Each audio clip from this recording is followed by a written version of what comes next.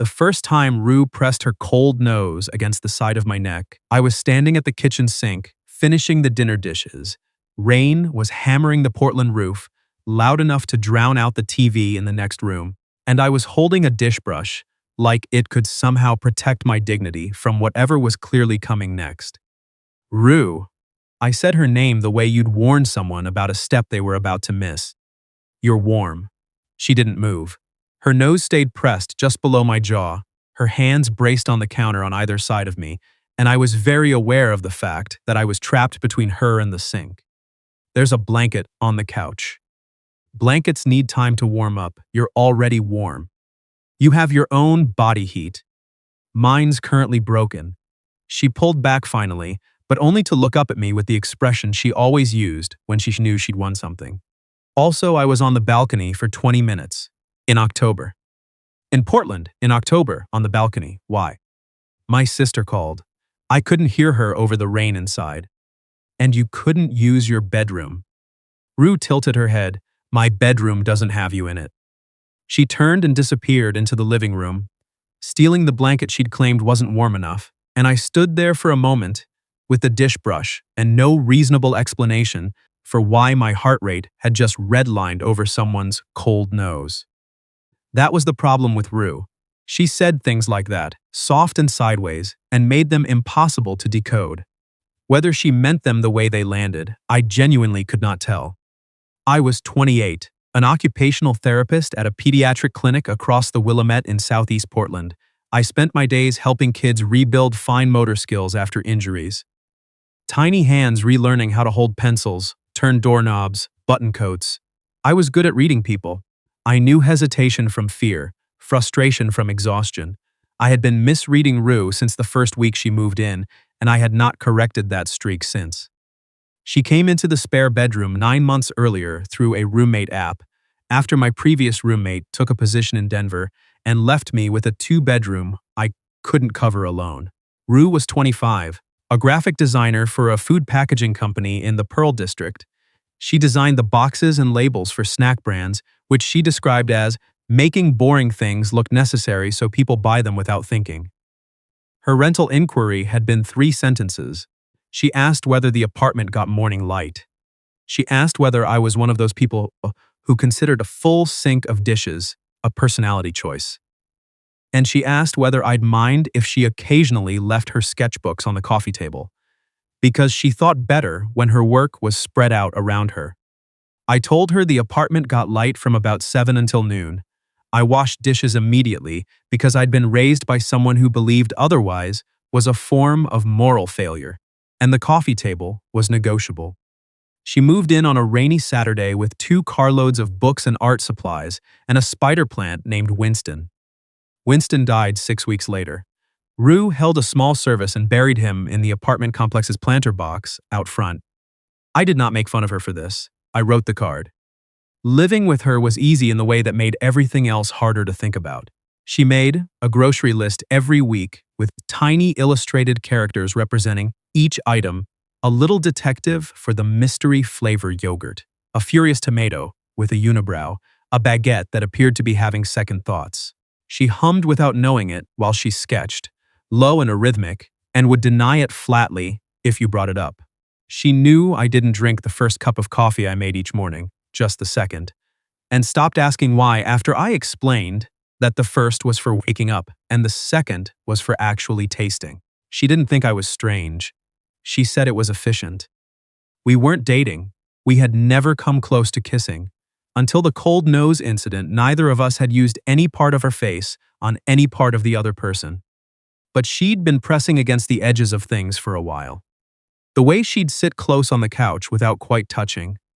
The way she'd hold eye contact a beat too long after saying something meant to be a joke.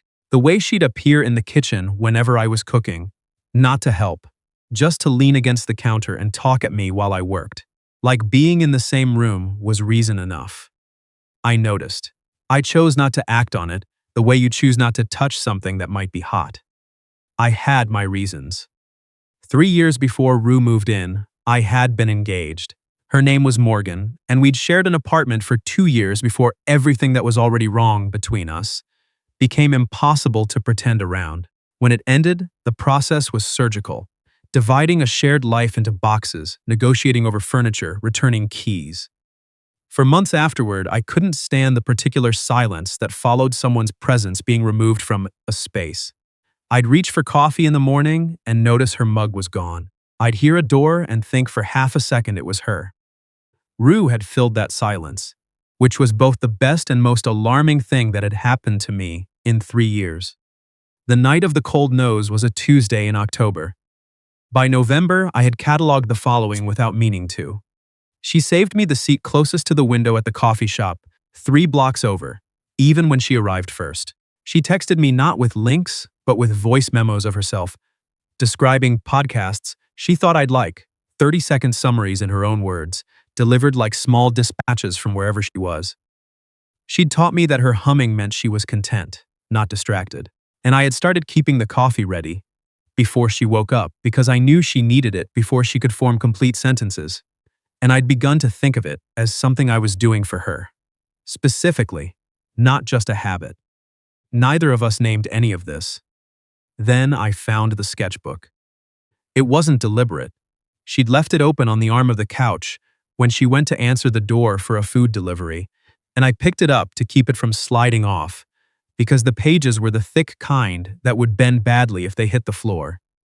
I intended to set it on the coffee table. I saw my own face looking back at me from the open page. Not once, 5 times. A series of quick studies. The kind she did in the margins of her work when she was thinking through a problem, and every single one was me. Me at the sink with my back to the room. Me reading with the lamp behind my shoulder. A half-finished one that looked like me asleep on the couch, which meant she'd sketched it from across the room while I was unconscious and completely unaware. The last had a small note in her handwriting in the lower corner. Good light today. I set the sketchbook exactly where she'd left it. When she came back, I was reading my book and had not moved. Food'll be here in 15, she said. Okay. She sat down, picked up the sketchbook, looked at the open page, looked at me. I looked back. How long were you holding it? She asked. Long enough. Those are from work. I sketch whatever's in front of me when I'm stuck on something. You drew me asleep. A pause. The lamp angle was interesting. Rue. She closed the sketchbook, her thumb pressed against the edge of it. I draw what I'm thinking about, she said, very carefully. The delivery arrived before either of us could get to what came after that. We ate on the couch with the TV on, and neither of us watching it. Her knee was close to mine. Neither of us moved to put more distance between us. The lamp angle, I said eventually. Seth. She said my name the way I'd said hers at the sink in October. A warning dressed up as a word. Don't be smug about this. I'm not. You're a little smug. I found 5 sketches of my own face in your work margins. I think a moment is reasonable. She pressed her lips together and the color moved up the side of her neck. I wasn't going to tell you. Why not? Because you're my roommate. She set her plate down, and I like things the way they are. I understood that. I understood it completely, which was the problem, because I liked things the way they were too, and that hadn't stopped me from memorizing every small change she'd made to them. There's something else, she said. Her voice was different now. What? I applied for a position, a design studio. She looked at her hands, in Austin. I set my plate down, Austin, Texas. Yeah. When did you apply? 7 months ago. She finally looked at me. I didn't think I'd get past the first round. And then I did, and I didn't tell you, and now I've been sitting on an offer for 3 weeks. 7 months ago, 1 month after she moved in, before the grocery list characters, before the voice memos, before any of it had become what it had become. Do you want to go? I asked. She was quiet for a long moment. I don't know anymore. Because of the studio or because of something else? Both. Her voice had gone quiet, mostly because of something else. That changed the temperature of the whole room. I reached over and took her hand. She looked down at it. Her fingers were still for a moment, and then they curled around mine. Don't make a decision about the job tonight, I said. I have to give them an answer by Friday. Then we have 4 days. She turned her hand over in mine, studying our palms the way she studied compositions before committing. You're not going to ask me to stay. I'm trying not to. I think it has to be yours. That's very mature of you. I'm struggling with it. She smiled at that, and the tension in the room shifted into something softer. We stayed like that through the end of whatever was on TV, not watching it, her hand in mine and no particular destination attached to the fact. 2 days later, she kissed me in the hallway outside the bathroom when we were both heading for the same door from opposite directions. I don't know which of us stopped moving first. She looked up at me and I looked down at her, and she said, "This is the part where one of us says something clever." And then she kissed me, and I stopped waiting for the clever thing and kissed her back. It was not brief. By the time we separated, she had a grip on my jacket collar, and I had apparently backed her 3 steps down the hallway toward the wall. "The answer's no," she said to Austin. "That wasn't why I did that." "I know." Her hands loosened from my collar. "That's exactly why I'm telling you." She turned it down on a Thursday morning.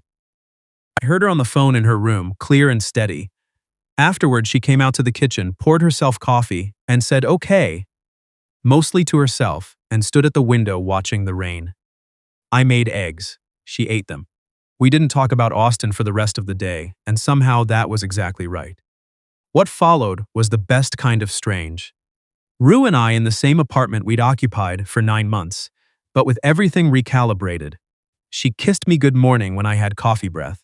I texted her ridiculous things from the clinic, and she sent back 30-second sketched illustrations of them on her phone camera. We went to the Portland Saturday Market on a cold weekend and spent 20 minutes arguing over a ceramic mug, and then bought it together because neither of us could decide who wanted it more. The shared mug ended up on the counter between our 2 individual mugs. This meant something, and neither of us felt the need to say what. And then, 6 weeks in, I came home to find her packing a box in her bedroom. I stopped in the doorway. "What's happening?" She kept folding things into tissue paper. "I found a studio apartment over on Mississippi Avenue." "That's across the river." "I know." "Rue." She sat on the edge of her bed. Half the wall art was already down, pale rectangles where the frames had been. "I've been thinking about it for a while." "You didn't say anything." "Because I hadn't decided." She looked at her hands. "I've decided." I leaned against the doorframe. There was a particular feeling in my chest that I associated with things ending before the ending had been earned. "Walk me through this." She exhaled slowly. "Every morning I wake up here and everything is easy. Coffee's ready. You're here. We eat breakfast, commute the same direction, come home, cook dinner, watch something, go to sleep. And it's wonderful, Seth." "It is. But I can't tell anymore where the roommate part ends and the relationship part begins. And I need to be able to tell." "Does the line matter?" "It does to me." She looked up. "You were engaged. You lived with someone, and when that fell apart, you didn't just lose the relationship. You lost the apartment, the whole shape of your daily life." She paused. "I don't want us to be something we stumbled into. I want to know you're choosing me. Not because I'm 12 feet away, and I already know where you keep the coffee filters. I choose you now." The words came out certain, no hesitation. "That's not about proximity." "I believe you." She looked at the half-empty wall. "But you flinched the first time I used the word us out loud. I saw it." She had seen it. I remembered the moment. Something in me had gone cold for 1 second before it warmed again, and she had registered both. "I'm not my past," I said. "No, but it still lives in you, and you're still working that out, and that's okay. I just need us to have space to figure it out without the lease being one of the variables." She stood and came across the room and put her hand flat against my chest. "I'm not ending this," she said. "I'm moving 15 minutes away so that when you come see me, we'll both know you came because you chose to, not because it was on your way home." I hate this plan. I know. It is reasonable and mature, and I would like to register that I hate it. She kissed me. I kept my hands at my sides for exactly 1 second before I put them around her. "Stay tonight," I said. "I'm still on the lease for 2 more weeks." "That's not what I meant." She stayed. We talked until nearly 2 in the morning, the honest kind of conversation that could only happen after you'd both admitted you'd been having it in your heads for months. She told me she'd almost emailed the Austin studio back to reconsider. Twice. I told her I'd seen her sketchbook open to a different page, a different book, different week. Before the night she'd left it on the couch, and I'd chosen to say nothing because I didn't know what I would do with the knowing. You could have said something, she said. So could you. She admitted that was fair. Moving day was a rainy Saturday. Her friend Ingrid came with a rented van and handled the logistics with the brisk efficiency of someone who had relocated 4 times in 5 years and had strong opinions about furniture blankets and corner guards. When Rue introduced us, she looked at me steadily and said, "I know all about you." "Good things, I hope," I said. "Yes," she glanced at Rue. "And a significant amount of information about your kitchen habits." She turned back to me. "Mostly good." The move took 4 hours. Each box that left made the apartment quieter in a way that stacked. By afternoon, only Rue's key sat on the kitchen counter, and we stood at the front door, and neither of us could make a proper ending out of it. "Tomorrow?" she said. "I'll come tonight," I said, "if you're up for it." She smiled. "Dinner?" 7. 6:30. I'm hungry when I'm tired. I laughed despite everything. She kissed me once, pressed her forehead to mine for 3 full seconds, and walked out. I turned back into the apartment. On the kitchen counter, tucked beneath her key, was a folded piece of the heavy cardstock she used for her better work. I unfolded it.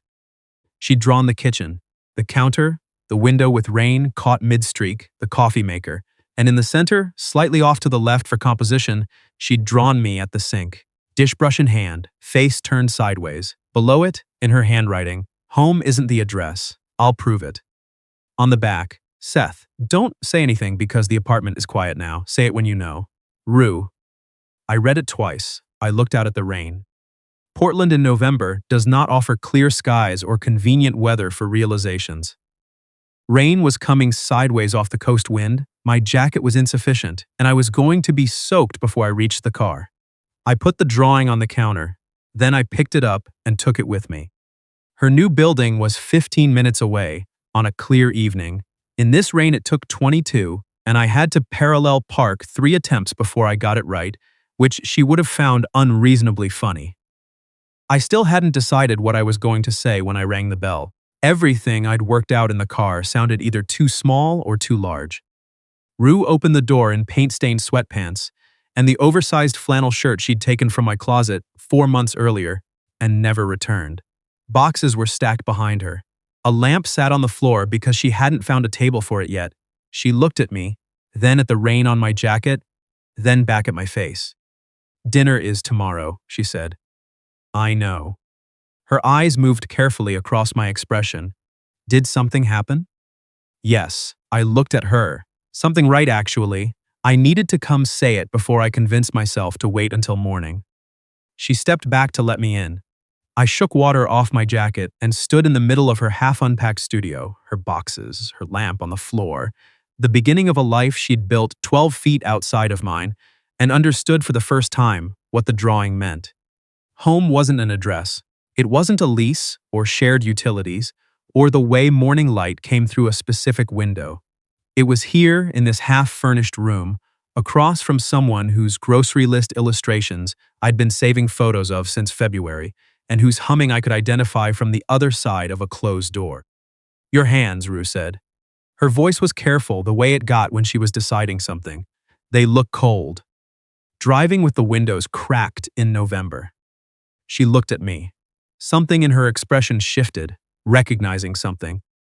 "You have pockets," she said quietly. "Pockets aren't warm enough." She took 2 steps toward me. Slowly, watching my face, she took my hands and pressed them flat against her sides, under the hem of the flannel, against the warm skin at her waist. Her breath caught. "That," she said, "is genuinely freezing." "I know. I didn't move my hands. I need to tell you something." She looked up at me and waited. "You said not to tell you because the apartment was quiet," I said. "You were right. That wasn't the right reason." I looked at her face, at the specific expression she wore, when she was hoping for something she wasn't sure she'd receive. But the quiet apartment isn't why I know. I know because I unfolded that drawing tonight and finally understood what you'd been trying to show me for months. And I drove over here in the rain because I couldn't stand spending one more hour in that apartment knowing it and not having said it. She didn't move. Her hands had settled on my forearms, fingers light. I love you, I said. Not because you were there. Not because it was convenient. Because you drew a tiny detective on the grocery list for mystery yogurt, and I started looking forward to Sundays because of it. Because you argued me into a ceramic mug for 20 minutes, and I would do it again every single week. Because you turned down a job in Austin, and I didn't ask you to. And that is the kindest thing anyone has done for me in years. Rue's eyes went bright. She looked down for a moment and then back up. You parallel parked in the rain, she said. 3 attempts. The street's narrow. She laughed and the sound caught slightly at the end. Her hands moved up my arms to my shoulders. Say it again. I love you. She kissed me, not like she was startled, not like she was correcting an error, like she'd been keeping it in a closed fist for a long time and had finally deliberately opened her hand. My hands spread across her back and I pulled her closer, and the lamp on the floor made the whole room amber, and she tasted like chamomile tea and something sweet. And her arms wound around my neck, and I forgot what I had been so careful about for so long. When we separated, her forehead rested against mine. I love you, she said, no hedge attached, no joke following it. I have loved you since the night you wrote the card for Winston. That was a good card. It said, you were overwatered, but not underloved. Accurate eulogy. She laughed again, and this time it didn't catch. She stayed tucked against my chest, and we stood in her half-finished studio while the November rain came down outside her new window, and neither of us tried to make it something other than exactly what it was. We ordered takeout because neither of us had unpacked her kitchen yet. She sat between my legs on the floor, with noodles balanced on a box lid, leaning back against my chest while her new neighborhood settled outside the glass. Do you regret it? I asked, moving here. No, no hesitation at all. I needed to. She turned slightly, and you needed to let me. I didn't enjoy letting you.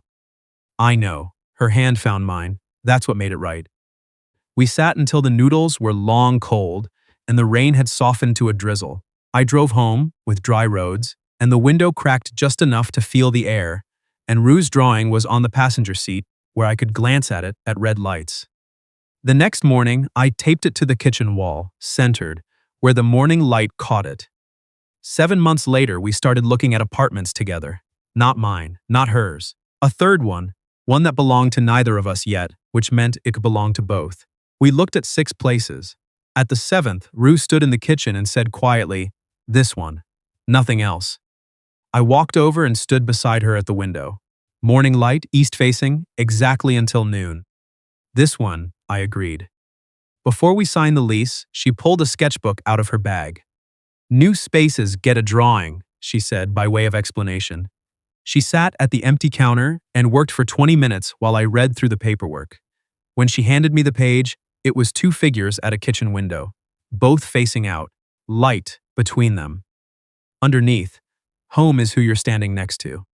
I folded it along the crease and put it in my jacket pocket. The following September, Portland's rain came early.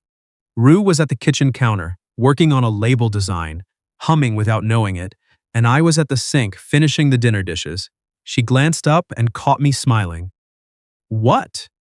"Nothing. You're being smug again." "I'm not." "Seth." She swiveled on the stool to look at me. "I know your smug face." I dried my hands, reached into the pocket of my jacket on the back of the chair, and set the small velvet box on the counter between her sketchbook and her coffee. She looked at it. She looked at me. She looked back at it. "I had a longer version of this planned," I said, "but you said my name and now I can't remember any of it." "Is that the box I think it is?" "Depends on what you think it is." She looked up at me with the expression I had spent 2 years learning to read and still couldn't fully map. Part amusement, part something open and unguarded that she only ever let me see. "Well," she said. "Well," I said back. She reached across the counter and took my hand. Go ahead. Her fingers tightened around mine. But you should know. She looked down at our joined hands and then up at me. My hands are freezing. The heat's fine. That's not the point. I opened the box. She looked at the ring, then at me, and the tears came before I finished asking. Both her hands reached for mine before I finished the question. Yes, she said, obviously yes. I stood and she came around the counter, and I held her in our kitchen while the first rain of September came down outside our window, the same kind of rain that had driven her inside on a Tuesday in October 2 years ago when she pressed a cold nose against my neck, and I stood there holding a dish brush and didn't yet understand that I was already in the middle of something I wouldn't want to be anywhere else inside of. Later, eating the dinner I had slightly abandoned on the stove in the process, Rue propped her chin in her hand and looked at me across the table. I've been thinking, she said. Winston? Besides Winston, she picked up her fork, the grocery list. I'm going to have to redesign the whole cast. Different last name now. That seems like a significant amount of work for illustrated vegetables. They have feelings, Seth. Clearly. She pointed the fork at me. Don't think I won't sketch the proposal. I would be disappointed if you didn't. She smiled. The real one. The one she didn't deploy for anyone else, and turned back to her dinner. And I sat across from her in the kitchen of the home we had chosen together, and thought about how close I'd come to never knowing what the cold nose meant. It had meant, I'm paying attention. It had meant, you are the warmest thing in this room. It had meant everything she'd been circling for months without landing, and all it ever needed was for me to put down the dish brush and let it.